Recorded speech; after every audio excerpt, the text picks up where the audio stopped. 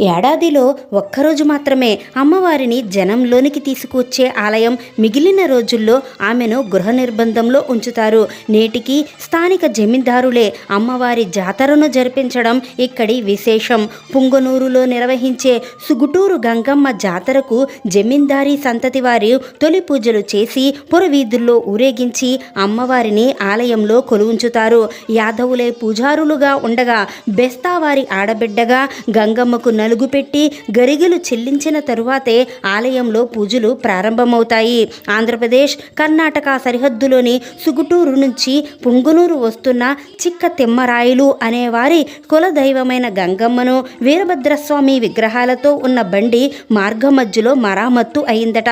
అక్కడే నిద్రించిన అతనికి అమ్మవారు కలలో కనపడి ఇక్కడే ఆమెను ప్రతిష్ఠించాలని కోరడంతో ఆయన ప్రతిష్ఠించిన ఆలయమే నేటి సుగుటూరు గంగమ్మవారి ఆలయం.